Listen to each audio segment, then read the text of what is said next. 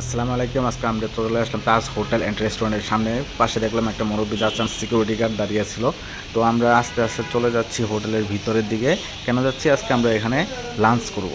তাই আমরা এখানে আস্তে আস্তে গুটি গুটি পায়ে হোটেলের ভিতরে যাচ্ছি, আর আশেপাশে তাকিয়ে তাকিয়ে দেখছি কোথায় কি আছে। আশেপাশে দেখতে দেখতে আমরা চলে গেলাম হোটেলের ভিতরের দিকে।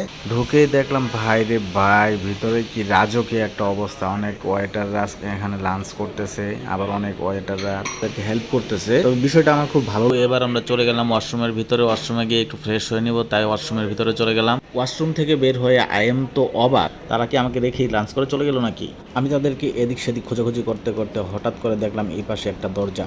এইটা আবার কিসের দরজা? আমি আস্তে আস্তে ভয়ে ভয়ে ভিতরে ঢুকে দেখতে লাগলাম। ভিতরে দেখতে দেখতে দেখলাম যে ভিতরে একটা প্রাইভেট জোন। দেন প্রাইভেট জোনের ভিতর ঘুরতে ঘুরতে হঠাৎ করে আমি দেখতে পেলাম আলামিন ভাই এবং তার কলিগের পাশে বসে আছে লাঞ্চ করার জন্য। আমিও তাদের পাশে বসে পেলাম। দেন কিছুক্ষণের মধ্যে ওয়েটাররা তাদের খাবার দাবার নিয়ে চলে আসলো আমাদের মাঝে। তো খাবারটা খুব মজাদার ছিল বলে তাড়াহুড়া করে খেয়ে নিলাম। আমাদের খাবারের মাঝে আরও কিছু আইটেম ছিল যেগুলো আপনাদের দেখাতে পারিনি।